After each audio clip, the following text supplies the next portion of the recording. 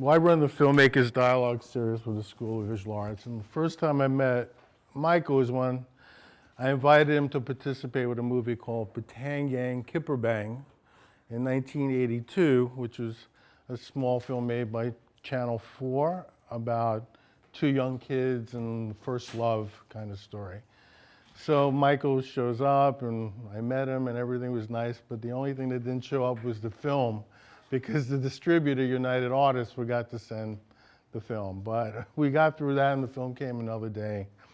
And throughout the years, I've become friends with Michael.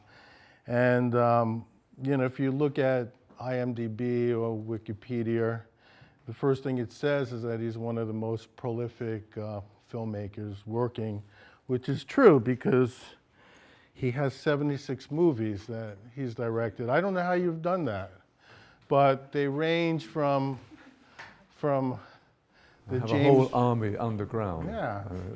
I pass them out. I mean, some of the titles would be from Narnia to the James Bond film to Thunderheart to the documentaries Incident of Ogalla, and of course the 7 Up series, which is classic, and everybody who has anything to do with documentaries has such a great love for that program. So we'll go through a lot of the films that Michael has directed, I guess, and we'll start with a clip from Coal Miner's Daughter. But first, here's the legendary Michael Apted. Is that okay to call you legendary? A wet legend. One legend? A wet legend. No, this is my habitat. Rain from England. It always rains in England. So can I sit here and will they see the stuff? So we're going to amble through some stuff I've done, mindful that what's interesting probably to you about what I've done is that I've mixed up documentaries and feature films and how I work between the two, etc., etc. So there are not many of us who do that, so it's a little pin in my lapel, as it were. So the whole morning will kind of feature that in one way or the other. So let's just start with this clip from Coal Miner's Daughter, and then I'll explain why you're watching it. So the purpose of this was, I made this film in 1980, and it was the first film I did in America. I'd been working, directing for 15 or so years in the United Kingdom, and during all my early years I was moving around between documentaries and television plays and all this, because I worked for a small company that didn't really afford to have either or, so you had to do both and whatever. And I got sent this script. I was dying to work in America. I loved American films. The 80s was a great period for American films, the golden age. And I came here and I got this script and I got the job. And so I went about the job. And I went about a job that had the studios, Universal Studios, known what I was doing, they would have had a heart attack. They didn't even realize I was shooting the film on location until the weekend before I started. I got away with it because it was a low-budget film and they knew they'd get their money back on the soundtrack from Loretta Lynn. But anyway, the way I approached it, the way I'd learned my stuff in the United Kingdom with many mentors, Ken Loach, people like that, was if you're going to do a film about somewhere, you went there to do it. And so out I went to meet Loretta and to have a look at the Appalachians and to see her on the road and all this kind of stuff. With my intention was to shoot the whole thing on location, which is what I did. We recorded live singing out there. I had a sound recording unit there. And I cast it. I played this scene because the only two people who'd ever been in front of a camera in this scene was Cissy and Tommy Lee Jones. The rest of them were kids who were at the school.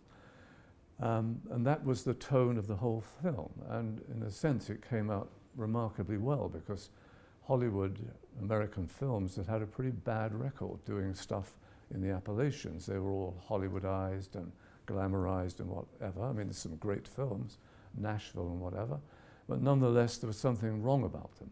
And this, unwittingly, I didn't know I was doing it. I was just doing my work and the way I did.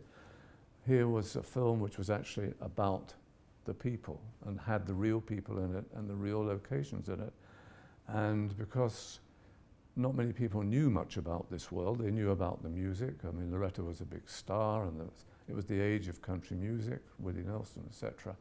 But anyway, this film illuminated, in a sense, a whole different world to the American audience. And so it was for me a very successful beginning, and I'm still living off it 40 years later practically. But anyway, so that was really a very powerful lesson to me. It made me articulate my thoughts a bit about how to work, which was in a way second nature to me because that's all I knew.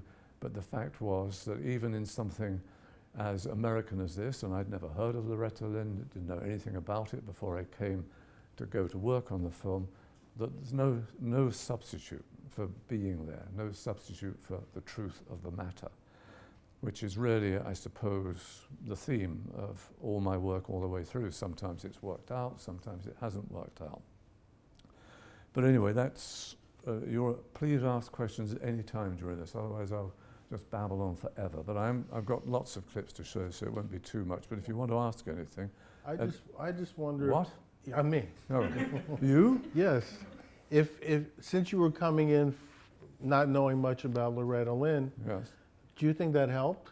I mean, did you approach it differently it's a good, as very from someone who lived here and would It's have a very known? good question, because there's a number of films made by British directors that are kind of seminal.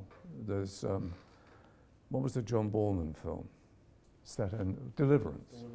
Deliverance, Midnight Cowboy. And they were tended to be dealing with subjects that hadn't really been touched on very much. If I was to come here and do a film about Vietnam, I wouldn't do it. I just simply wouldn't take it on because it's something I never lived through. Civil rights, something that being grown up in the United Kingdom, I knew nothing about that. And my friend Alan Parker took a bit of a battering for, what was his film called? Mississippi Burning, because again, he didn't really know what he was talking about. I mean, he's a great filmmaker, but he didn't know what he was talking about. So I think in some instances it does help. I mean, I came out looking kind of golden here because, God, I hadn't been, I hadn't trashed the Appalachian people. I hadn't patronized country music. It's because I didn't know any better, not because I was a better person than anybody else. Here was this singer, and here was this environment. This is where she lived, so we'll shoot it here. But it was a lesson to me that I presented a truthfulness because I didn't go in with too many preconceptions. It's good, everybody has preconceptions, but if you know something about something, some of those preconceptions are useful. But I never had any preconceptions about it because I knew nothing about it. So I'm not suggesting that everybody goes out and makes films about something they don't know about at all, but to go for the documentary truth of something, which you can always do with ever movie you do. I did it with the James Bond film to a point. It can be a great help and it can also be a hindrance. You just have to be smart about the material you choose. How much time do you spend with the real people, like Loretta Lynn and the people? I went on the road with her, and they were really horrible to me. She travels in a bus, and they made me sleep above, that bit of the thing that drives the engine along. Miserable sods. I mean, so I just spent about a week with her, never getting any sleep at all. So I said to them, I'm going to punish you. This is me to myself. And I certainly did punish them. Because when I came to do this was with the band and her. She was wonderful, but the band was horrible to me. So when I came to do lots of concerts with her, I made them change costume every single song. I absolutely, and they didn't realize that I was torturing them. I was torturing them, but I was reminded of all those horrible nights trying to sleep on this fucking bus. So there's a mean streak to me. Anyway, so having set up that sort of my life in a way, I was then, about 10 years later, I was asked to do a documentary about Leonard Peltier. It's a story that took place in South Dakota when on the Pine Ridge Reservation There was a lot of political activity with the American Indian movement and a lot of action from the Nixon government and a lot of tension between the Native Americans and the government. And there was a murder where two FBI operatives got killed. And 3 men were charged, 2 were acquitted, and Leonard Peltier was convicted of it and sent to prison for life, and he's still in prison. Anyway, I was sent off to make a documentary about it, sort of in a way to say that the American justice hadn't been at its very best and all that sort of stuff. While I was doing that, I got a script sent to me, which was about exactly the same subject. So I thought, hello. So I went up for this film, and of course I knocked them dead because I knew everything about it.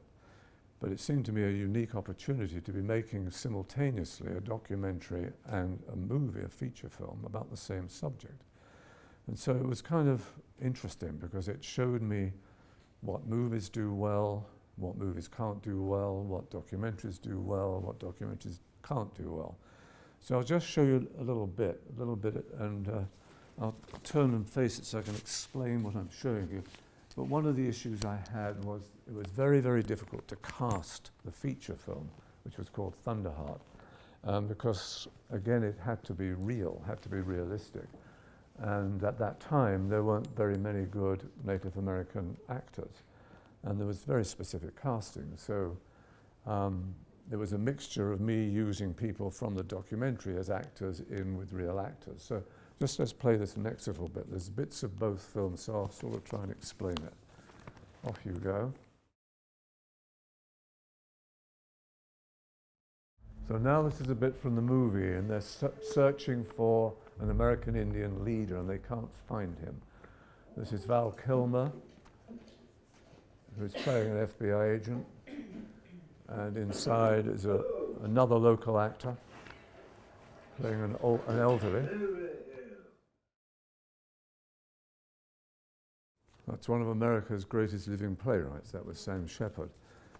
So when I was presented with this script of this and all these characters, again, I realized that I couldn't cast this, as it were, from regular casting methods. And I did due diligence. I sat for days interviewing, talking to Native American actors, but none of them had this kind of fire or the look of the old man. And so I'd met some of these people doing the documentary, and then I went back to the reservation in South Dakota and found people and used them as actors. And it's something that's always, to me, very exciting to do that, because it's good for the story. I mean, you don't get a face like that old man out of SAG, as it were. And that kind of fire that Trudell has, Trudell lived this life, again, and that authority, you can't sort of buy that. So it's hard work. I mean, I had a wonderful moment with the old man who, after the first day, said, "I'm not coming back tomorrow, I don't like this." So we had to persuade him or bribe him to keep coming back. But you have to deal with that. And of course, these people had lived through the kind of violence on the reservation and whatever, and so they brought something to it that I couldn't bring to it, that certainly actors from California or New York couldn't bring to it, or even the writer couldn't bring to it. They brought a kind of wisdom to it. And so in almost everything I do, if I can't cast it out of, the vast body of actors, wherever I am, then I'll go out in the world and try and find someone to do it, which is, quite a lot of pressure. But it was, beyond that, it was a very interesting exercise for me to make the documentary, which was a very, very difficult documentary to make, because although the events had happened probably about 20 years before, there was still enormous anger about what had happened, how Nixon and the FBI had moved onto the reservation. They'd split the reservation down the middle. There were the purebloods and the half-bloods, and Nixon had put money in the hands of the half-bloods to arm them, and there was kind of a revolution going on, and a lot of people were killed, a lot of people died. and it had never been forgotten. And we went in to make this documentary, and it was pretty dangerous because we were dragging up old stuff, old wounds, particularly from the half-bloods who had kind of sold out their people for money and guns and whatever. And so, you know, it was kind of dangerous stuff. But anyway, I went in there and I shot a lot of stuff, and, you know, it turned out all right. But it was kind of long and rambling and all this. It didn't have really a good enough structure to it. It had tremendous moments in it because you knew you were looking at the real thing. You knew that these people had lived through this, and there it was. So it had that kind of truth to it. But as a piece of storytelling, it was quite difficult to understand, which is always the case with documentaries. And I always plead with students or whatever, or people who are doing documentaries who are going into it, is I know what you mean when you go out and say, I'm just going to shoot it and see what I get. But you do have to have an idea. You do have to have, you can change the idea, but you do have to have some sense of some sort of structure to what you're doing. Because so many of the documentaries I see, and I see a lot, they fall down because they don't have a beginning, middle, and an end. And sometimes the story doesn't lend itself to that but in a narrative way, but there's always a beginning, a middle, and end to almost everything. And I found the fault with most documentaries is that they don't have a structure, so you don't know whether you're moving forward, sideways, or backwards. Now, when I did the movie, I had structure, but I had structure up the eyeballs. It was over-structured. It was so structured, again, it was almost incomprehensible because I knew what had happened. I wanted to honor what happened. I wanted to represent what happened, the various arguments, the various cases, and whatever. And there was too much in the movie. The movie needed, if I was to go back to do it again, it would need thinning down because it was overwhelmed with structure and not enough of the real chill you get from looking at something you know really happened. So it made me, in a sense, when I do a feature film, to be a bit more loosey-goosey about it, to be open to having structural changes made to it, which can be pretty hair-raising, but to keep loose about it, not to get too bogged down in a scene or in a particular narrative to it, but to always have an open mind to it. Because whatever you're doing, a documentary or movie, you're trying to put life on a screen to an audience. Whatever you're doing, whether it's a cheesy comedy or whatever, blah, blah, blah, you're trying to show life to people sat in an auditorium or sat at home watching the telly.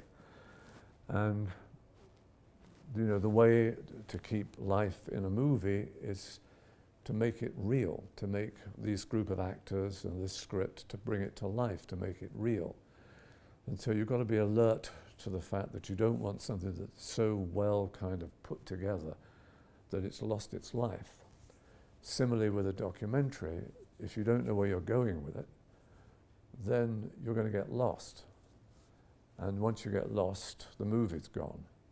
And a number of films, again, documentaries I see that don't have some kind of center to it, even if it's a character development or a narrative development or whatever. I mean, I'm being hard on it, but I know you're all learning this and going into it and all that, so you may as well listen to my pennyworth of so-called wisdom to you. But anyway, doing this thing, which I don't think anybody's ever done before, which is to actually do the same subject simultaneously as a movie and as a documentary. So it was a really rich experience from which I earned a lot, and not many people, I suppose, will ever have this chance again. Not that they both weren't all right, they were all right, but they both could have been better, and they would have been better if I'd thought more about the differences between what I was doing, but you learn these things. Anyway, to show you life isn't all miserable and whatever, I took on a Bond film, which I'm going to show you a bit of that in a minute. They asked me to go and see them. I thought, what the hell, why do they want to see me? So I went along, we got on well. I still couldn't figure out why they wanted me to do it, but I wasn't going to argue with them. They offered me the job, so I took it, and it wasn't till well into it that I realized why they wanted it. But anyway, that presented me with a whole lot of situations and new things. I mean, I was in my late 50s when I did it, for God's sake, half dead. And I had to learn, a whole new trade. So here's a scene from the Bond which illustrates what was, as it were, new to me. So play the Bond. So, boy, was that a change of speed. So I had to learn everything, from storyboards to stuntmen to whatever. We shot the thing on the Thames, actually through London, in an unbelievable manner. They made it available for every day for a few weeks while we did this. I had sort of 3 units working and all this kind of stuff. It was a whole new world, terrifying new world. And the only way I could protect myself was to know that the people I was hiring or were being hired knew what they were doing, had done this before. So the stunt coordinator, the assistant director, the 2nd unit director, the 3rd unit director, they'd all done a Bond before. So they knew what was going on. So I could then feed off them. I mean, the reason they'd asked me to do the film was that I'd had some success working with women in films. You know. So anyway, they wanted to try and encourage young women to go and see Bond. So the villain in the film was a woman, Sophie Marceau, and Judi Dench, who plays M, had much more to do in the film, and so that's why I got my marching orders, was because they wanted a director who could work with women. So that was why I was there. I didn't realize that for a bit, but it seemed a pretty thin excuse, but anyway. So it was kind of thrilling. It was a nightmare, because I remember we started preparation in August, and we started shooting in January, and we finished shooting in July. And so, it was an enormous amount of planning. We shot in many countries in the world and whatever. And for some reason, a little voice inside me, when it was early September, and I was panicking about, I had to make decisions about scenes I wouldn't shoot for another 8 months. I said to myself, pay attention, because you never know what's going to happen. Because I was so worried. There was so much to do. We had to have it all sort of planned in between August and the end of the year. As I said, some of it I wouldn't shoot till June of the following year. So the lesson was, for some reason, my instinct was good, and I did pay attention. And sure enough, I mean, I would forget a lot, but something that was shot in sort of early March, I hadn't even thought about since early October. But because I'd done my homework and all that and prepared myself and all that, you know, I managed to scamper through it. But it was an extremely difficult thing to do because, as I said, there's so much of it, and to try and keep it in your head vaguely, even vaguely keep it in your head, was a challenge. So that was, you know, it was kind of great being put into such a pressure cooker. And also, you know, the other terrifying thing about doing a Bond or whatever it is, the expectation is enormous. You know that millions of people are going to see it, and you know the box office returns of mine was Bond 19, and I knew the box office returns of 1 to 18, how it was always going like this, and I thought, am I going to destroy this fucking franchise, which is the most successful franchise in the history of film in terms of longevity. So that was a real worry. I mean, most of the films I make, I worry about anybody going to see them. And you know, on Friday you go around to a cinema and there's 5 people outside. You think, another loser, never mind. But with this one, what was terrifying was millions of people were going to see it the day it opened, and you'd better deliver it. You know, and so much of it was alien. I mean, I had a guy whose sole job was to write one-liners for Bond, and all that. Sat there all day writing one-liners. And to try and incorporate it into my pure filmmaking spirit was a bit of a struggle, but you know, we did survive, and we went on with that. It's not something I would recommend, but I think what you notice in Hollywood these days, which is kind of hideous, is that young directors seem to be doing these very big films. Not because people think they're going to be geniuses, it's because they can be bullied.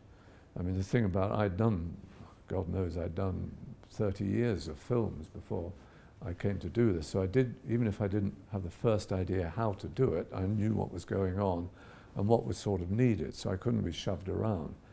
You know, and I think it's horrible the way they do it. They give, sometimes it works, sometimes it's Steven Spielberg and all that time, but more often than not it isn't. So be wary of that. Be wary of that when suddenly someone offers you a film with a 250 million budget. Think twice, because that's a lot of money and they'll be all over you all the time, every minute of the day to do what they want you to do. It's brutal. It's sometimes said it's easier to get a first film. It's very difficult to get your second film, meaning that unless you'll know what you're going into within reason and you're prepared for it, whether it's a documentary or whatever, be careful and be warned, because you know sometimes you only get one shot, and you're appealing to a studio because you're cheap, you're anxious, you want to do it and all this kind of stuff. But you're someone that can be pushed around, and you can't be pushed around. I mean, you're always pushed around, but there are degrees of being pushed around.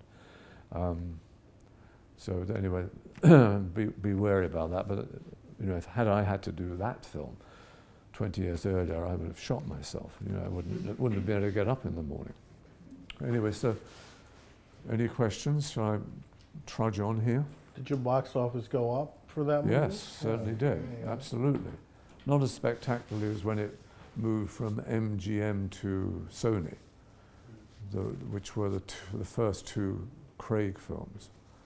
I think the first Craig film did over $1 billion. I was around the 400 million chicken feed, but anyway, but yes, it did go up. So I see another Armour coming up. Yes. I was wondering, what were the two Native American films called? The documentary is called Incident at Oglala. Oglala is where it took place, and the movie is called Thunderheart. Okay. And I was wondering, especially in terms of the documentary, do you think that being that you were from the UK, that you were able to approach the Yes. subject matter differently? I think so. Again, I mean, it's not a bad thing not to know anything, because you can learn. What's a bad thing is if years of your upbringing have kind of pointed you in a certain direction. You know, I mean, the British are as mean-spirited and as high-minded as anybody. I'm not saying Americans are. I mean, I could never do a film about Northern Ireland, for example, because I have so much pent-up emotion and anger about it, one way or the other. And it would be difficult to be rational about it. And I think it helped a lot because, you know, there's a 900-page book by Peter Matheson called, I forgot what it's called, wonderful, In the Spirit of Crazy Horse, which gave you the whole history of the American Indians. And I read that, and that was really the first stuff I ever knew about it. And so then I did my research, and I went to the reservations, and I met people and all this on both sides. I tried to get to the FBI, but they wouldn't have anything to do with me. They refused to come into the film and all that. But I think, again, you're right. The fact that I didn't go in with years of prejudice from my parents or my, you know, siblings or whatever, I think in that case it's helpful. I mean, obviously, I mean, these are very specific kind of hot button topics that we're dealing with here, the Native Americans very much so, and still. You know, it's like racial issues in cities today. You know, we all go in with prejudices of some sort, and somehow, as a filmmaker, you've got to try and sort yourself out in a way, and try and keep even-handed about it, I think, because if you just make a piece of propaganda, that's all it becomes, is a piece of propaganda which can be easily dismissed and say, well, that's your view. So, yeah, I think in some ways it was. But let's now turn to something that I was totally at home with. It has been my whole life. Let's have a look at a chunk of 56 Up, which was my home territory, as it were. So this is the Up series, which started in 1964, when English society was going through what seemed to be a kind of a radical change. The United Kingdom was well known for being a place of privilege, not the American privilege of having money, but the privilege of having birth. Where you were born dictated your life, whether you didn't have to be born into money, but if you were born into the aristocracy or something like that, you could do certain things. If you were born on a building estate in East London, then you had pretty much no chance of achieving or getting the options that we wanted for someone to have. And at that period in the early 60s, British culture was upside down. It was the Beatles, the Rolling Stones, all these people from the working class and whatever were making millions of dollars. London was leading in fashion, and it was classless. And the thought was, is English society changing? Is this thing that's happening in Liverpool and whatever, and Manchester, whatever, is this actually changing English society? So it was decided at this television company I work with that why don't we just go out there and get a group of 7-year-olds together from the different class backgrounds and just have them talk a little bit about what their future is. Just a one-off film, just like that. And let's see whether or not England is changing. Well, we did this. We did it very quickly. We hardly spent much time choosing people, but we did. We went in and it caused a sensation because it proved horribly that English social life was a complete fuck-up. And that half the people could tell you where they were going to college, what careers they were going to, blah, blah, blah, and the other half knew nothing. And there were people in the middle, but more of them later. So I was the researcher on that. I found the children, and a Canadian director directed it, and it was an interesting combination. I was only 22 at the time, and I was very political and very much on this case of social unfairness. And he was a very artistic film director. And so putting the two of us together, it was a bit rough. But nonetheless, he wanted to make nice pictures, and I wanted to have this very political thing going on. And the middle ground was excellent. I didn't get all my, and he didn't get all his pretty pictures in, but we made an interesting looking documentary which had a real beating heart to it. So then it was such a major event in British television, this documentary, this innocent little thing, because it never pushed it. We never pushed it. These people spoke for themselves. These 7-year-olds, out of the mouths of babes came these horrific truths about them.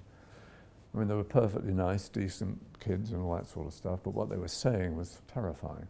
But anyway, that we then decided eventually, rather too slowly, I thought, but anyway, to go back at 7 years later and see how they were doing and just go back and do them. And when we did the second one, then we knew we were onto something really big, that this could be a life's work. And I've made it a life's work. And so we went on and on and on, and we've done it 9 times with the same people on the whole. And I'll do 63 up in 2018. Probably be broadcast. It always goes out on television in Great Britain first. And you know, it's become quite a, as you kindly said, legendary, as it were, because it was a brilliant idea, but it was kind of an accidental idea, if you know what I mean. We didn't really know what we was doing, and then we realized what we were doing, and we grabbed hold of it. And although I moved to America full time in 1979 after I'd done 21 Up, I vowed that I would always go back every 7 years to do this, which is a vow I kept, because I knew that this was going to be basically the cornerstone of my whole career, because this was something totally original. No one had ever done it before. I had a company, Granada Television, who was behind it and who still support it, because I've tried to do it in America and it's hopeless. You can't do it because the entertainment horizon keeps changing and companies sell out, buy out, whatever, because the key to this is you've got to have the rights to the old material. And if someone else owns them, then they're hard to get by, and it becomes so complicated. But the fact that Granada Television has been bankrolling this all these years, which has made them, it's given them a lot of prestige. Nonetheless, that's the only reason, other than my determination, that's kept the whole thing going. But anyway, so we've tried other ones. We've done one in Russia, which is brilliant. Again, because that's sort of financed by the state. What's brilliant about it, it's much better made than mine. It's much more elaborately made than mine, but you see how the whole nation is completely fucked. Everybody is fucked. So all those generations of those ghastly people that run the country and all this, it's left its mark, because you don't see much documentary stuff about Russian people who live in Russia. These are ordinary people. And it was horrifying, and still is horrifying. They're either on drunk or drugs or whatever. And these are ordinary people from different classes of society in Russia, they've had 200 years of being bullied and pushed around, whatever, and the last, 40 years or something have been as bad as anything else. So that was very interesting. And we did a South African one, which was heartbreaking, because by 21, 3 of them were dead. And it was weird, because we all know the statistics of dying of AIDS in Africa and all this, but until it comes into the rather homely world of an up film and you see people dead before they get to 21, somehow it hits hard. And we tried one in America, but we just got in a hopeless mess with the copyright of it. I think CBS did the first one and put Meryl Streep in front of it to introduce it, and then they pulled out. Someone else did 14. Someone else did 21, and by that time it was such a legal mess, who owns what pieces of film, that it died. And I've also tried to do a thing about marriage, which I wanted to do, was to do the same thing, because I always thought relationships are so interesting. And when we chose the people for the up films, which was based on the idea, today the people who are going to be running the country in the year 2000 are 7 years old. So the majority were men, because in the 60s, women had very little say, and in the thought that a woman would be prime minister. In fact, by 1978, whenever Margaret Thatcher came aboard, it's very male orientated, so there weren't enough women in it. And also, going back to the way we chose them, there was the clearly deprived people, and there were clearly people who had a lot of advantage, but the middle part, which we didn't get, that wasn't that interesting at 7, has turned out to be the most interesting thing. But we never got enough people in that middle ground, because it's the middle class who's been slaughtered in the last 50 years and continue to be slaughtered. Being slaughtered in your election and all this, living here, whatever. But I should have chosen people in the grey area of the middle ground. It wouldn't have made the first few films as dramatic, but in the end it would have had colossal impact when you see how people who were educated and all that just can't get jobs. People who had good education were left out to dry and all this sort of stuff. That's the history of the Western world, largely. The whole middle class has been shattered. But anyway, so I wanted to do a marriage thing, but again, we did one in 2002. I chose 9 couples who, the only thing that bonded them together was they all wanted to get married.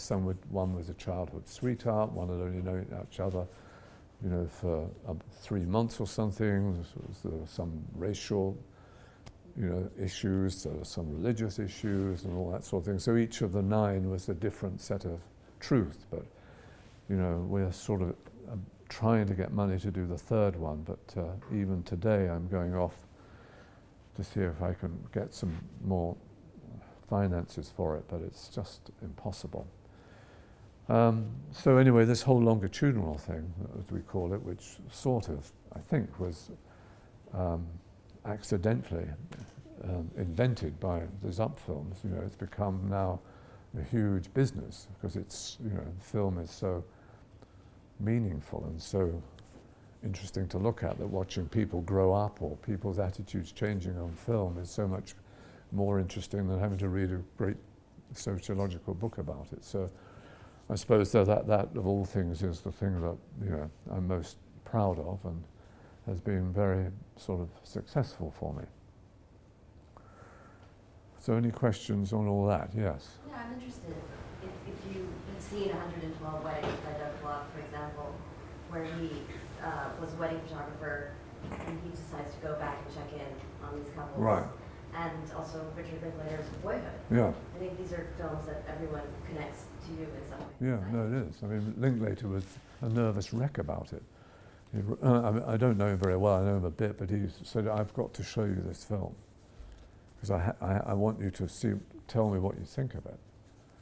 And I think what he was worried about, that I was going to go around saying that you stole this for me. So I watched it and I met with him.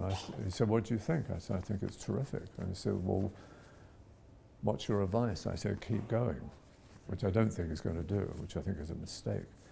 But anyway, no, I don't think he certainly didn't steal the idea, and it's not, God knows, it's not an original idea. I mean, if he's stolen it, hundreds of other, as you say, pieces of film are stolen. I was just lucky to get in it at the beginning. But no, I mean, he was nervous about it, but it was a terrific film, I thought. Yes. I wanted to ask you about your relationships with the people now in the film. Well, it's kind of complicated. I mean, some I never really see between films, because I don't live in England anymore. Some I'm quite close to. Some don't like me, and some do like me. It's the whole thing. I've only, at 56, there were 14. I've only lost one forever. He pulled out at the age of 21. He did 21 up, and the joke is that he became a documentary filmmaker. So when he toned me down at 28, I behaved very, very badly. And he has never forgotten or forgiven me for that. I used every blasphemy I could think to abuse him for. My favourite thing is, if you live by the sword, you die by the sword. So if you're going to go out and make documentaries and you won't be in the one that you have been in, what sort of advertisement for that? And he turned out to be not a very good documentary filmmaker. He would have been much better if he'd stayed with me, as it were. So that's the only one I've lost. I've lost other people now and again, but they've come back. But it's just a long haul. It's the hardest part of it, is to getting them to come back, because they do like to torture me. But I do pay them for doing it, so they're in a predicament here. And since life in my great country is pretty tough economically, and not many of them have enough money really to turn money down or whatever, so there's all ways of persuading them to do it. But I've sort of got the feeling, perhaps from 49 upwards, that they did have a certain ownership in it. Because it's so interesting doing it, because I want them to tell me what to do. And now they're beginning to do that, which is great. I mean, bizarre things, when I nearly had a nervous breakdown when, I don't know how well you know it, but Susie, the very posh girl, who hated being interviewed all the time and was a real pain in the arse about the whole thing. She got a plan going with the person I most identify, who's the Yorkshire farmer, Nick, who's a scientist who went to America to live and work and all that. And they decided they wanted to do their interview together, because they were kind of exchanging emails over the years and all that sort of thing. I thought, oh my God. So this will wreck both of them. It'll be terrible, But I thought, I've got to do it, because this is what they want to do. And it worked out. She was much better than she'd ever been before, and he was warmer than he'd ever been before, but I thought it was a nightmare. But, if you live by the sword and you say to these people, well, what do you want us to do this time? You've got to do what they want you to do. You can't then say, well, no, I don't think I like that very much. So, and also they don't realize how powerful they are over me, because my main job is to get them together to do it. The rest of it sort of speaks for itself. I've used the same crew as much as I can all the time, and we know what we're doing, and I've got a wonderful editor and all this, but the big job is to get them to show up and do it. Some of you can't stop coming, or can't wait to do it, want to do it every year. But so that's the biggest kind of challenge for me. I don't know how I got onto that. how well do I know them? So, I mean, it's like a family. Some family I'm close with and some I'm not, and I don't push it. And I don't mind if I don't see them, because it's difficult to, it is not an easy film to do, because you don't want to make it just a continual repetition, i.e. asking the same questions. Because if you look at the films one by one, which is a life's work, I mean, looking at them so long, they are all different. They all have a different tone to them. And you may not even be aware, I may not even be aware of it until they've been out there for a year or two, and then you look at it and you think, Jesus, I thought this was about this, but it's about this. And that's very interesting. And so what I try and do, which is almost impossible, is I never prepare them for the interviews. I never tell them what I'm going to ask them. And I don't even know what I'm going to ask them, except I want to know what you're thinking about today, what is important in your lives. And because people criticize the film for saying, well, we never know where we are in history with them. We don't know what year we're in. And I've always said, well, the point is the politics of the film are these people and what they're living at that moment and what they're saying. And it was very vividly that was, came home to me in '56 on. The English economy was going through a nightmare, as it is here. And it features very heavily in '56 Up, because these people approaching retirement and all that, they're concerned about their pensions and all this, and so it's on the front of their minds. But when I did 35 Up, England was even worse state. The miners were on strike, the unions were falling apart, and Margaret Thatcher was kicking everybody's ass all over the place, and it's never mentioned once. No one ever mentioned it, because it wasn't impacting them. It had nothing really to do with them. So that's why the film makes its own political statements, and if you can bear to sit through them, they are quite different. I mean, there's still the iconic pieces, which I know I have to deliver. If someone said something ridiculously cute at 7 and at 14 and all that, and I'm going to use the original quote in the film, so you've got to pay attention to that. So there's certain things I have to deliver. But the challenge of the film is to try and make it the substance different each time. And I don't know what the substance is. I have to find out by talking to them. I'm a good deal older than them, so I don't know what's important to them.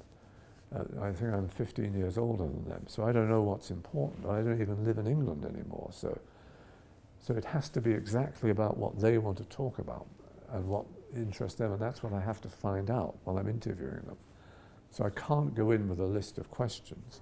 I go in, as I said, with a list of what I know I have to deliver, i.e. what the audience is going to want to see, those famous lines of this kid saying, I want to be something when I grow up and all that. So I don't spend any time with them talking about it at all. I mean, I do ask them what they want to do, and sometimes I'll have a good idea to film them in certain environments. I don't spend much time with them. But in terms of what I'm going to ask them, I don't tell them, because I really don't know either. And so I try and keep the relationship fresh. But some of them, if they come to California, they come and stay with me and stuff like that. And some I'm closer with than others, just emotionally and whatever. So there's no rule to it, except I think it's better in some ways to keep away and not to kind of be constantly, what are you doing, and all this sort of stuff. What happens when one or two becomes famous in Well, the UK? yeah, well, they do for a bit. Change what they are looking for. Well, I mean, that's always the unanswerable question, which sometimes is given to me in a very mean way, and sometimes in a loving way, like you with, have I changed their lives? They know they sort of have to answer to me in some way, and to the British public, and to quite a large audience these days, for what they've been doing. So do they brush up what they've been doing and start doing important things? And I have no idea. I know that the guy you saw here, Neil, had serious mental problems, and we did take legal advice when he was 28, and he loves doing it. And they said, if he loves doing it, do it. But I don't know if I've changed their lives. I don't know. They become famous for about 6 months after it's broadcast. and then it disappears into the background of people's lives, and then wacko, it comes in 6 years later, and again they become, and a lot of them really don't like it, don't like being picked out in a crowd or saying, oh, aren't you in What's It? But so far they've been turning up. Yeah.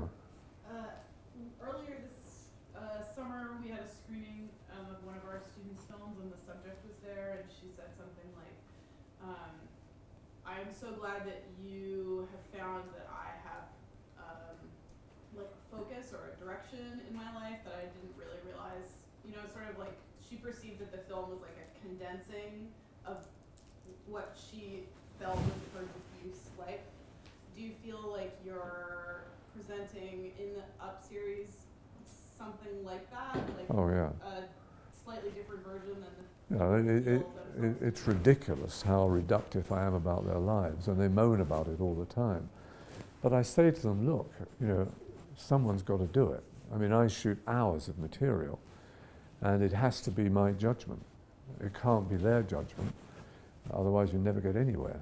I mean, they see the film. Some of them insist on seeing it and insist on giving me notes about it, which sometimes I argue about and sometimes I do, but I have to do in the end what they want because they have huge power, because they will punish me by not showing up, and they know that's important.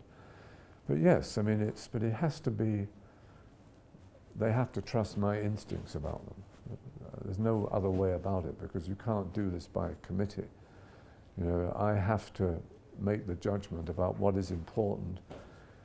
Every time I have to make a judgment, because sometimes people have incredibly rich 7 years and some have incredibly boring.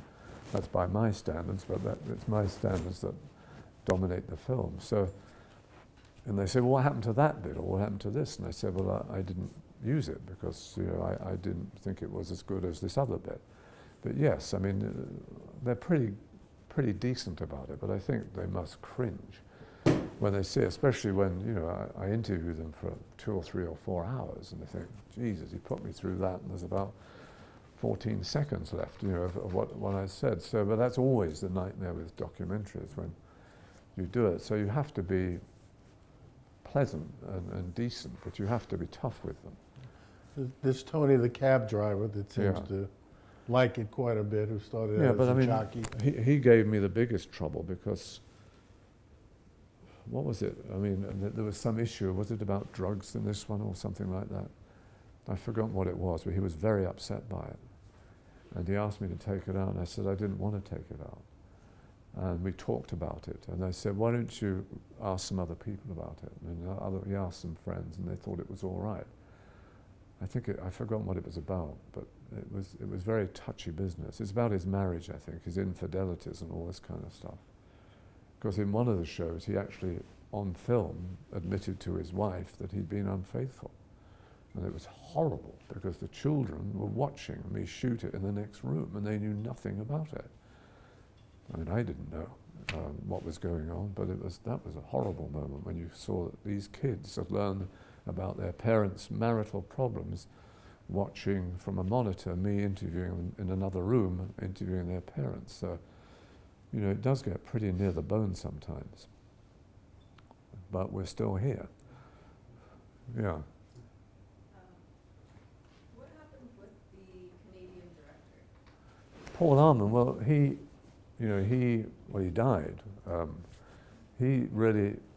He was the freelance director who came to Granadas. I'll never forget it, there were 3 of them, Canadians, really top-class directors, and they came to do some big shows for Granada, and he got this assignment, but then he went back to Canada, and I took over at 14. And on the whole, it's been all right. He passed away a couple of years ago. We've had some difficulties.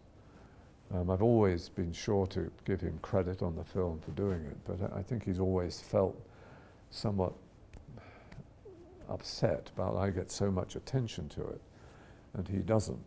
But I don't feel bad about it, because I do think that what I brought to it was this whole business of the English class system, which is the backbone of the whole thing, which he never understood. And it was quite difficult when we were making and cutting the film. So I don't feel I stole it from him. I mean, it wasn't his idea, it wasn't my idea, it was the Granada management's idea to do it. So he had no ownership on it, but he was unhappy about it. He wanted to get some of the reflected glory that I'd been getting from it, and it was awkward. But, you know, I think I treated him decently. I kept him involved in it at all, and I think it was all right eventually, but I was uncomfortable about it. But I didn't want to sell myself short, and I didn't want to misrepresent what he had done. So let's move on. How are we doing? Plenty of time. Yeah. Oh, go on. I want to ask you something again, going back to Thunderheart. Thunderheart. And you always speak about making it real, the documentary, Yeah. and then making the feature film and making that Yeah. real. What does working with the actors add to that? What would a Val Kilmer do, or a Sam Shepard? What do Yeah. they do, or what do you tell them to make it real, to find those moments that make the film good? Well, in a way, it's an extremely big question, because what do actors do for you? And how do you handle actors as a director? Yeah, and You know. actors who are then playing real. Yes. Well, I mean, Characters. one of the joys of mixing up non-actors with actors in the same material is they learn from each other. I mean, I spend most of my life telling actors to take it down, to calm down, not to shout so much, or not to be so open about it, to be more natural, to trust the material more, so you don't have to act it with a big A. And when you get like that scene we saw with that old man and John Trudell with Val, you know, the actors pick it up. But the sort of film acting I like, and great actors can do it, you know, the best actors in America can do it, is as a kind of reality they bring to it. Whatever it is, however they do their craft, old DiCaprio can bring, you're not always watching him, you're watching his version of something else. And that's what these actors bring to it. Like what a writer will bring to it is nuance and stuff like that, which the actor can't bring to it and the director doesn't bring to it or whatever. I'm sort of the kind of, you know, the circus master in a sense, but sometimes, and it depends what the material is, especially it was helpful on this Native American thing to have real, well, there had to be the real people in the documentary, but to have as many people from the reservation actually in it, because it gives it a voice, a genuine voice. And when you look at the history of Hollywood with the films about Native Americans, it's appalling.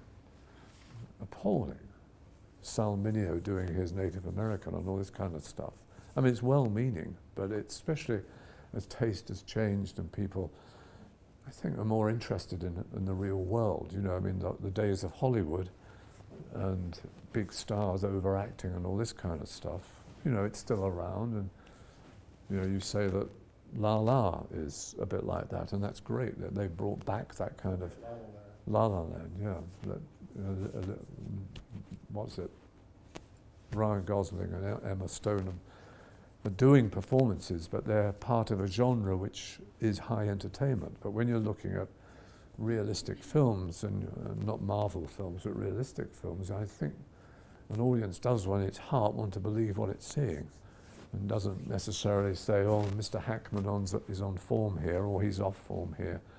So for me, everything we do serves the material and the story, not necessarily the script, but the story, you know, what it's based on. So, you know, again, I'm always, as a director, trying to bring people down from what is thought to be good acting, which is usually, especially in my great country, theatrical acting, because we are a great theatre nation. Right. I'd like to ask you about your second American film, because you mentioned, and we looked at Coal Miner's Daughter, which ended up winning Sissy Spacek at the Academy Award and won other awards and nominations. what then did you do for the second film? Why did you decide to do Continental Well, Divide? And Yeah. we also have a clip when you're Yeah, ready for that. yeah. Well, I was going to say, let's try and have a few laughs. But and I had a history of working with comedians, and I don't think.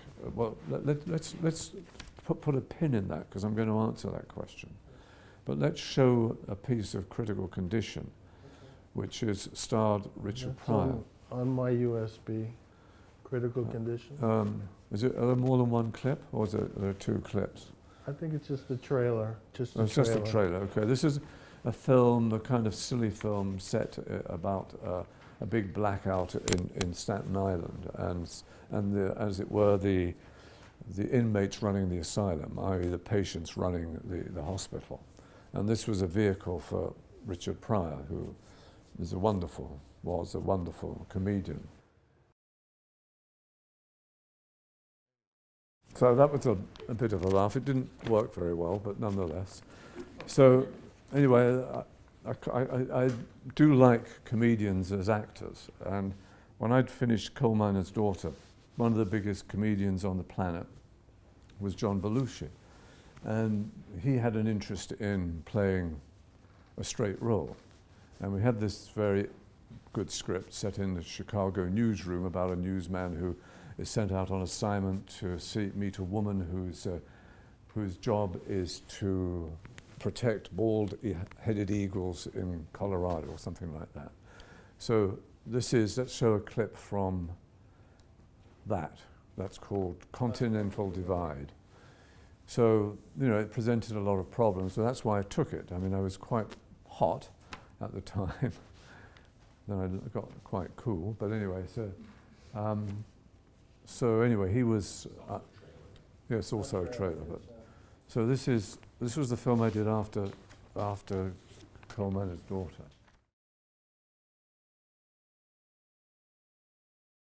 So anyway, I did that film, and it was kind of somewhat unfortunate in a way because he really worked hard. It was kind of sad. He was at the height of his power, and he really wanted to do this. And although he was kind of difficult to deal with, he was kind of a child in some ways, and he made me a father figure for him.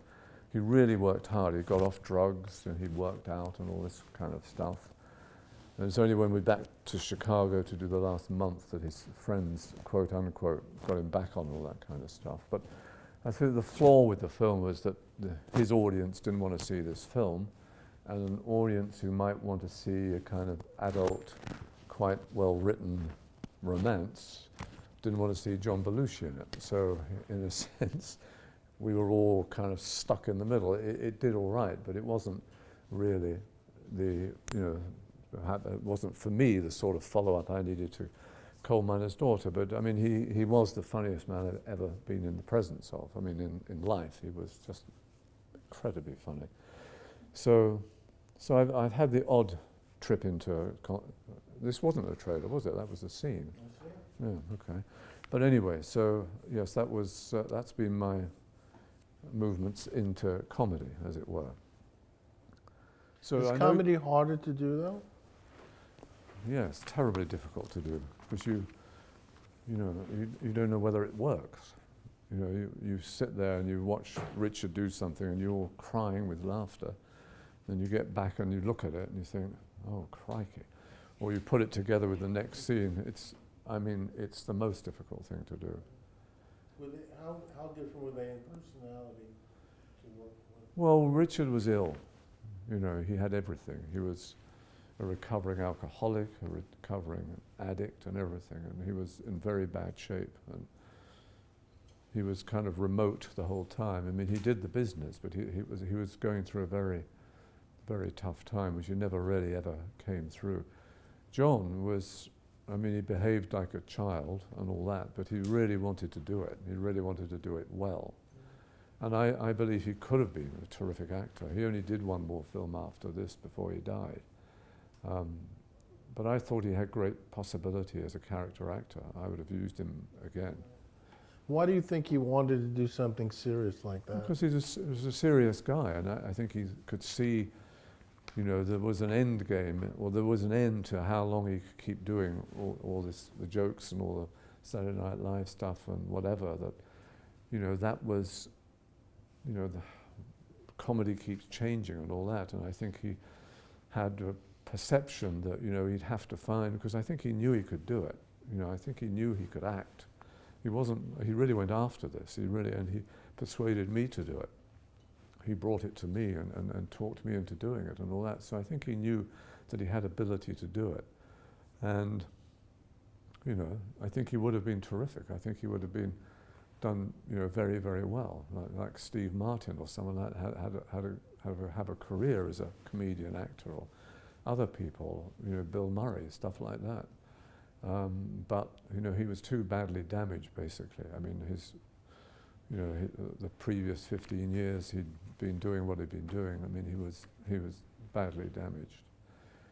But it was a great sadness. It wasn't a surprise, because, you know, you knew he was hanging on for like grim death to try and get through it and to do well and whatever. So it was very sad, but I think it was sort of inevitable what happened to him. So a lot of you are interested in documentaries. So I bought bits of just a couple of documentaries. I did a kind of 2 documentaries which go side by side, and generally they were called inspirations, and I was very interested in how people had ideas to do things. And so I got Paul Allen of what fame? What did he invent? Microsoft. To give me $1 million to make 2 films, one about scientists, how they have ideas, and one about artists, how they have ideas. And so what I did is I chose 6 artists and 6 scientists and interviewed them and saw them. I never juxtaposed them. I mean, I never intercut between the films or even between the people. I just presented 6 artists and 6 scientists and have them talk about how they work, really, and how they keep going and whatever. So I brought one of the artists, who's David Bowie, who said, what I'll do is I'll write a song for you. So we all showed up, and he wrote a song for us. So let's put that up. It's only a bit of it, so. So now you know. What a great man he was. Has Maurice been here Maurice Alberti, has she been here to talk to you? Well, she shot a lot of my documentaries.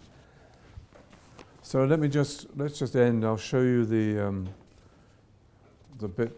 This documentary is The Scientists, which was called Me and Isaac Newton. So if you can find that and chuck that up. Okay, there you go. That was just a trailer for it. So, and I did a guy who was researching cancer and all this, and I went back to them about 10 years later to see how they were doing, which was all right, but some of them had passed away. And the man from doing cancer said, now, you know, we don't try and cure it, we try and contain it. So anyway, how about that? That'll do, won't it? That was a good one. Yeah. So, no, I quite like those sort of documentaries as well as the kind of observation ones, the fly on the wall one. You got any?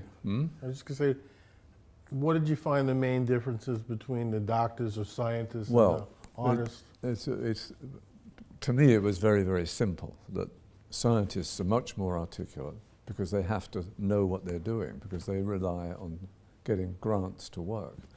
So every so often they're having to say to people, this is what we're doing, I now need X million dollars to do this or whatever.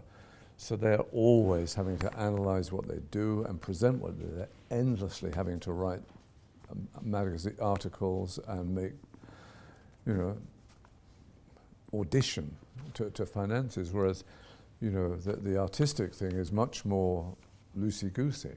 I mean, you know, they're all over the place and they can't really tell you. I mean, I spent some time with Ray Lichtenstein just before he died. And, you know, he's a lovely man, wonderful man, but I mean, he couldn't really explain to me, you know, what had driven him. I mean, Bowie was about the most articulate of all the artists, really, but it's because, in a sense, their whole thing is to be different and new and to not be seen to copy and whatever it is. So they can be much more loosey-goosey, and some of them don't need lots of money to do what they're doing. So there was just something, I mean, it's pretty crass and obvious, but you know, scientists were much more organized and much more, not much more thoughtful, but you could follow the train of thought. They were much more, quote, articulate than artists were, because sometimes the artists couldn't really explain why they did it, they just do it. You know, and a lot of the ones I talked to, I had a wonderful woman who lived on a reservation in New Mexico who was doing beautiful pottery work and stuff like that.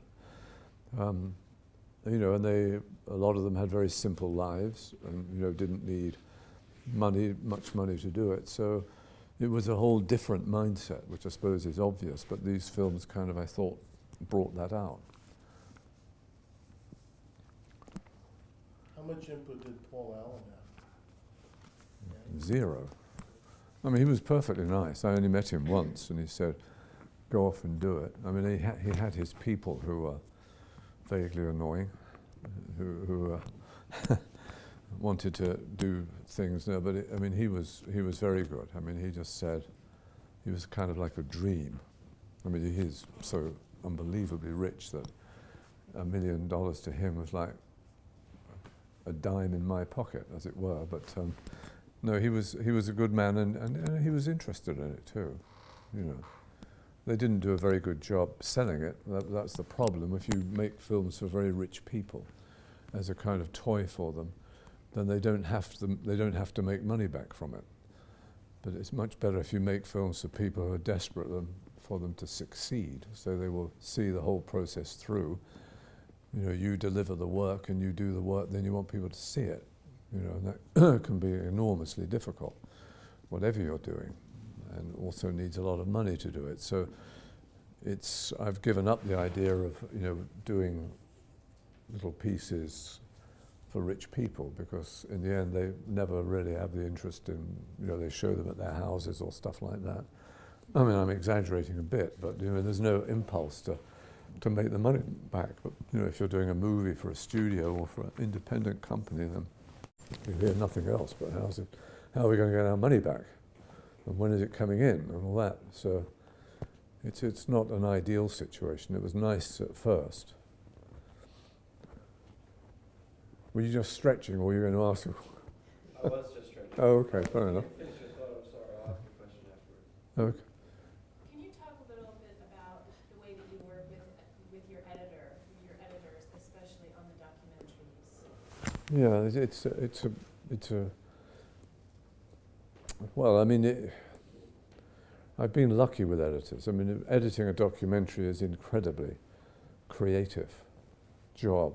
I mean, it is editing a movie, but doing a movie is much more detailed and much more about nuance and performance and stuff like that. And sometimes you have an editor who doesn't quite understand what you were trying to get out of the actor or whatever. So, I mean, not that I'm smarter than they are, but I knew what I was doing at the time and what the energy was between me and the actor. So I think I have to take more time with editors doing movies or do narrative films. I think when I have a wonderful woman who cut a lot of these, Suzanne Rostock, I think I'd ask more of a documentary editor, you know, to be more original and put more input in, particularly as they usually have a huge amount of material to deal with, you know. On a movie you shoot relatively little, you know, but with a movie with a documentary you can just bang off, especially in these days of, you know, of video and all that, you can just shoot hours and hours of stuff. But I try and be helpful, but I do rely more heavily on a documentary editor, I think. And with the Up films, the same guy has done it since 21. So, you know, he's incredibly knowledgeable about the material and all that, and everything is digitized, so we keep everything. Stuff I don't use is kept, because you never know what's going to happen down the road. But I think I feel less comfortable with a documentary editor. I feel I know less what I'm talking about with them than I do with someone who's doing narrative for me. I mean, that sounds contradictory to what I said at the beginning when I said you've got to know what you want, but I'm talking more about the details of it. I mean, I know the thrust of what I want, but how it could be, you know, how it could be manufactured or whatever is another matter. So again, you know, what I don't ever do is just dump 40 hours of film at someone's feet and say, turn it into a documentary. I won't do that, but I'll give them serious kind of outlines about how I want it. But then after that, I'm really relying on them to bring it to life, because I can't remember what I shot most of the time, because you shoot so much stuff, you know, if you're so, you know, I think there's a difference between the way I have, as I said, an editor for theatrical stuff or narrative stuff and for documentary stuff. But it's a crucial relationship, and you've also got to get on, because you are stuck in a dark room for months. I mean, I don't care if I don't get on with the DP or the AD, as long as they're good at their job, that's fine. But if you don't get on with your editor, you are in trouble. You know? So be careful. They don't have to be your best friend, but it does have to be someone you can spend a lot of time with and have a lot of tension with sometimes.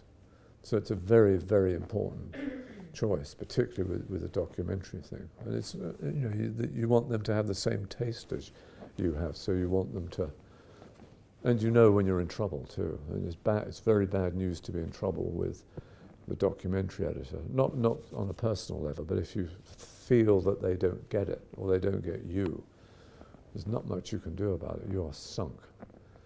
You know, I mean, there's only a certain path that you can take, a certain detail you can get involved in.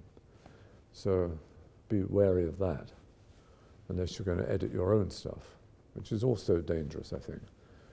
You know, you do need, it's very important to have other eyes look at it.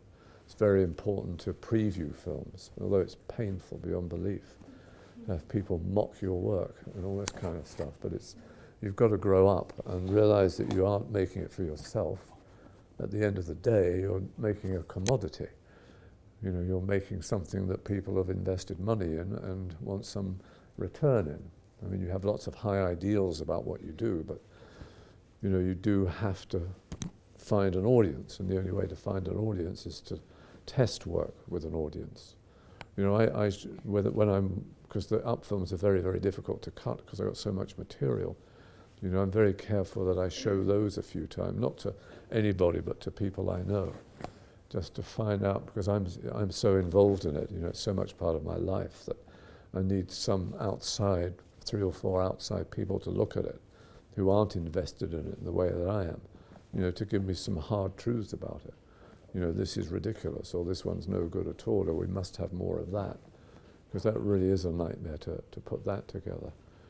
So it's always good. You can't be too, it's painful, but you can't be too protective about what you have. Because ultimately you are making something that you want to transmit to people. You want people to see, you're not just making it for yourself. Yeah. You spoke a little bit earlier about showing your cuts to the subjects of the Up series. Yes. Is that something you do with all the subjects of your documentaries? No, or just never.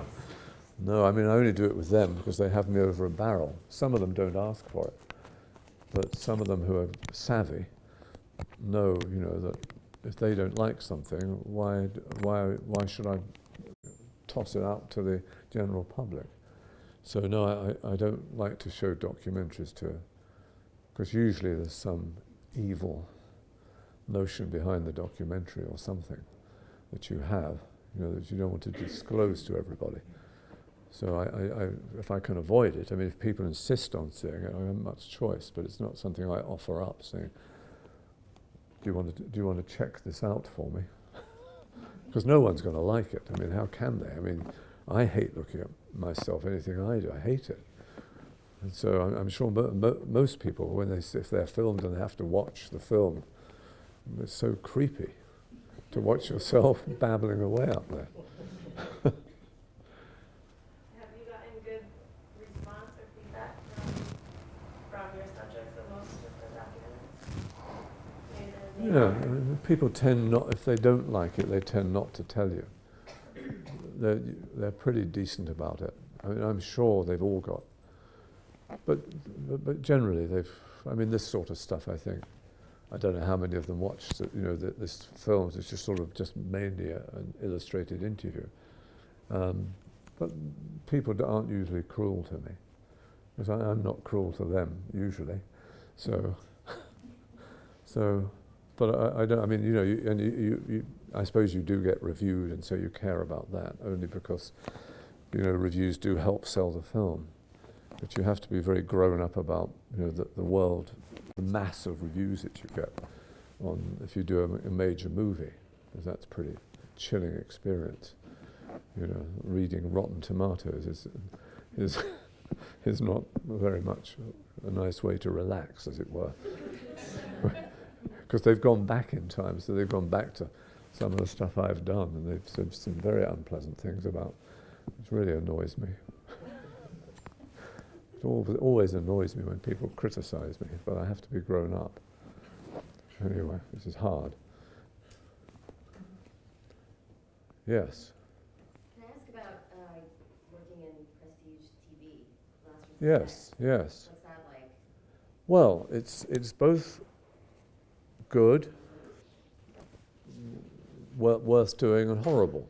I mean, it's a lot of, the movie business is changing so much. It's so difficult to get jobs for people like me, apart from my age. But for people who do the sort of stuff I do, sort of dramas, middle of the road sort of stuff. Yeah, is there room for that in this industry? And what? Is there room for that in film? Not at the moment, no, and it's all cyclical. I'll explain my theories about the cycle. When I wanted to come to America, American movies at the end of the 70s into the 80s were fantastic. Just get out a book of Academy nominations, the best 5 films in the 80s, and it's unbelievable how many great films there are there. But I was in America when I first went there, when the roof fell in. There were 2 events. Was the opening of Star Wars and the opening of, what was Spielberg's film?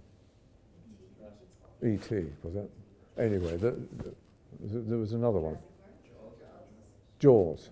Jaws opened and the Lucasfilm opened, and then the movie industry was fucked. Then for that moment on, and it took 25 years, it became a business, and it's nothing more than a business now. It's how much can you invest, how much can you get back on your investment. People who make decisions have no interest in films, don't know anything about films. People who interview for jobs don't know anything about films. It's a nightmare. And so, first of all, the first big change was in the 90s when Soderbergh came along with Sex, Lives and Videotapes, and in a way was the signal for a whole world of independent movies to start coming out. And these studios, they were left high and dry.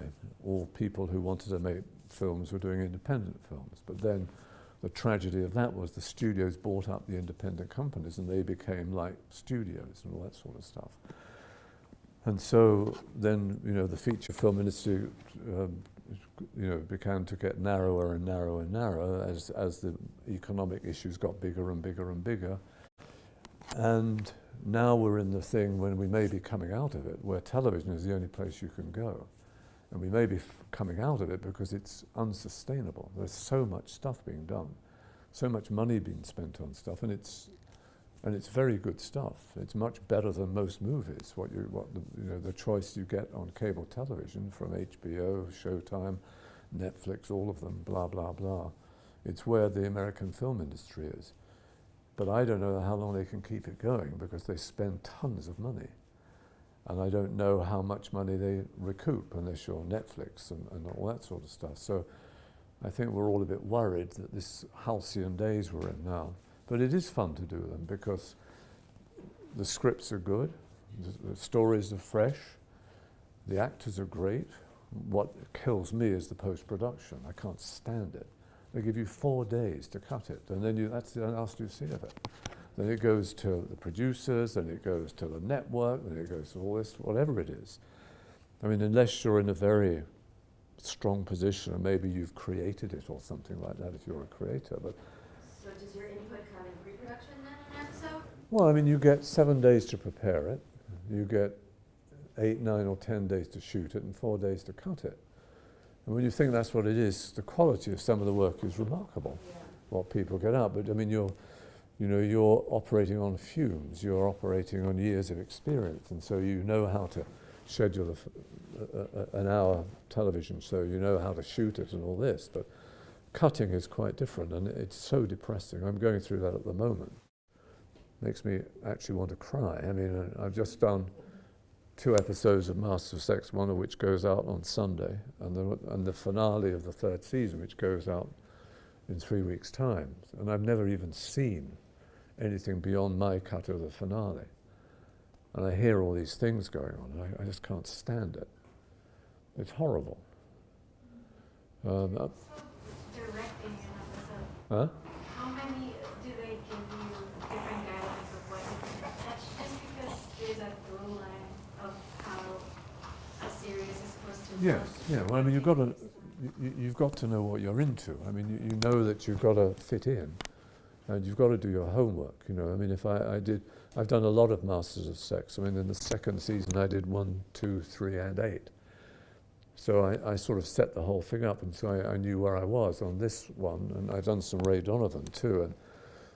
And when you come in, you have no idea. You get the script, and you have no idea what's going on. So you've then got to do your homework. You know, you've got to read old scripts, see cuts of earlier episodes and all this. I mean, that's half the job, to know, because you can't get yourself caught out by the actors. You say, well, why don't you know what they're supposed to be doing? So, you know, just the quality of the work is much superior to a lot of the film work that we get offered to do, or that ends up in the cinemas. And it is a source of income, yeah. In that same line, there's a lot of documentary work that's been done on television that it's more of a series. Yes. And like. Yeah, and I think it's very good. Yeah. Yeah, I mean, what's happened is with that, the other thing about cable, spending more money, is the whole idea of the way you present it on television has, I mean, I could, if I was doing the Up film now, I could probably have 4 hours of screen time, 5 hours of screen time. These long-term documentaries, some of which are terrific. I mean, we never had that opportunity. The scheduling of documentaries up to, I don't know what broke the back, but I mean, up to 2 years ago was always, here it was, it had to be 60 minutes or 75 minutes, or if you were lucky, maybe it could be 2 hours or whatever. But now that's broken wide open through HBO and Showtime and whatever. And now, as you say, it's wide open. And I'm not so threatened, I'm not so worried about that, because documentaries are much cheaper to do. But some of the production values of some of these series is phenomenal. And you don't know how they can afford it, because you don't know, how much money they get back. And it sort of kind of like makes me wonder how much into the story of a documentary can you go, because when you're limited by an hour. Yeah, of course, of course. It's a 90-minute. Yeah, That's it. absolutely. I mean, that thing about the making of a murderer, you could never have made that film, except in recent times. I mean, I think all that's wonderful. I mean, that is, and as I said, I don't think it's prohibitively expensive. I mean, I think you can, and I think it attracts more people to watch documentaries too. I mean, people get caught up in them. So I think that, and I think that's a great gift from the gods. The way that the whole thing about showing documentaries on cable television has removed that nightmare of having to fit a particular time thing. But I just worry about the theatrical part of it because they are so expensive, these things. I mean, the money these actors get, I mean, to do a successful one, they've always got to get a movie star in it. And these people are asking for a shitload of money, like $500,000 to, I mean, I don't see how these companies can sustain that. Anyway, I've got to go now. Thank you. That's all right, my pleasure. Okay, thank you.